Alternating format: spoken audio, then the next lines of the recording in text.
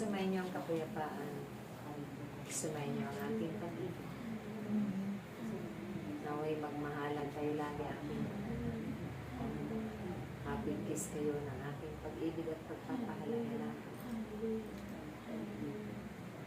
Tulungan ninyo ang inyong mga kapatid. At ipanalangin sila upang ang gutom, ang kanilang nararamdaman, ang hirap at pasakit, ang mga kapighatian ay gumaan. Kayo na aking pinili sa kawang ito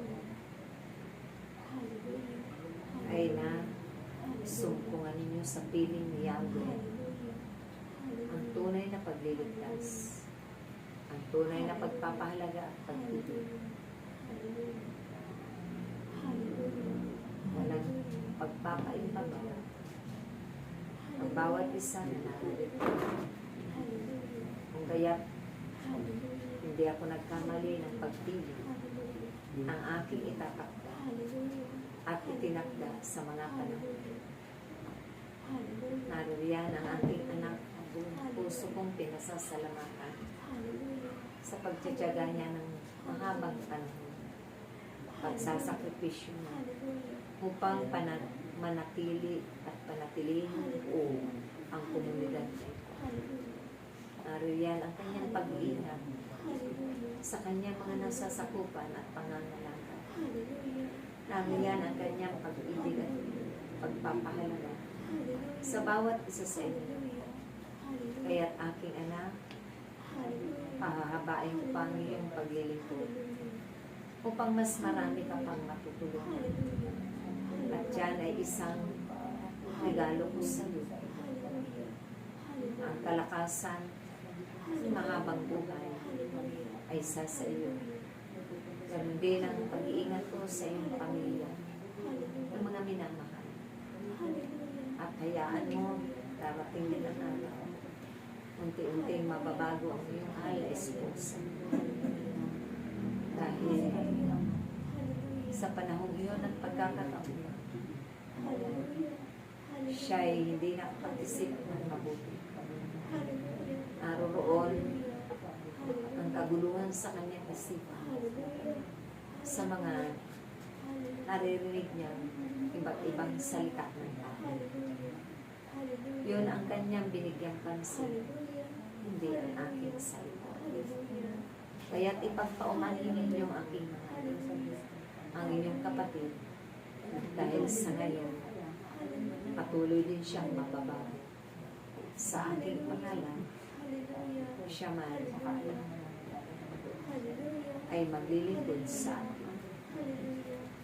Kaya't kayo ay magpatuloy lamang sa paggawa ng mabuti at pagbahagi sa bawat kapatid ninyo at kapwa-tao na ito ang aking tanong. Hindi lamang panalangin ninyo, kundi paglingkuran ninyo sila ng tapat at buong pusong kababaan, buong pag-ibig, buong kagalakan. Darating din ang araw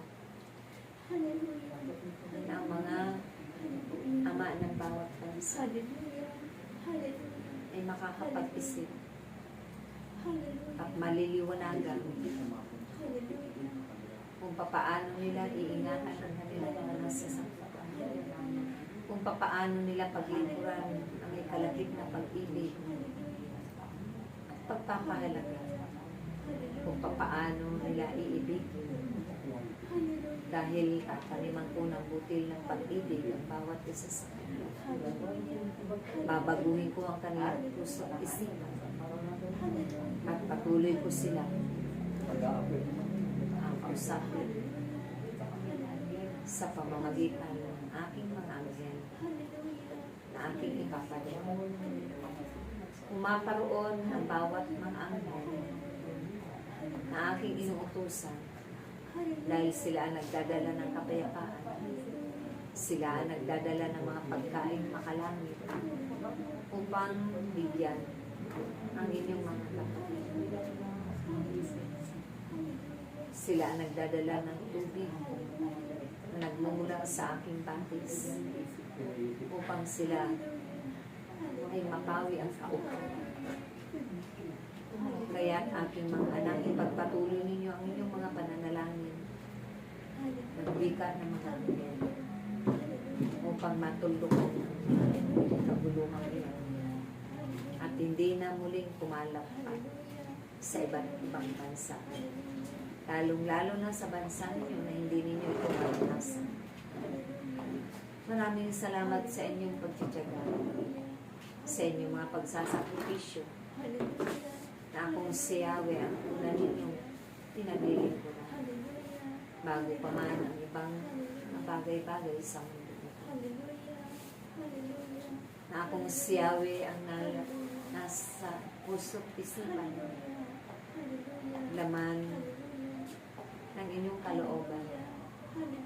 Na akong si Yahweh ang lagi ninyong sinasambit sa tuwing. Na akong si Yahweh ang binibigyan ninyo ng papugay at paggalang. Na akong si Yahweh ang lagi ninyong pinapapurihan, sinasamba sa Espiritu at sa katotohanan. Ganon nga aking mga anak. Huwag ninyong tularan ang inyong mga kapatid na sinasamba ang kayong kanalian at ang kanilang mga sarili. Dahil ako lamang si Yahweh ang narapat ninyong sambahin magpakailanman. Akong si Yahweh ay magbibigay, magkakaloob ng mga ganting pagpapala sa bawat sumusunod at nagpapaalaga sa aking mga mahalagang ipinag-utos sa sanlibutan ito.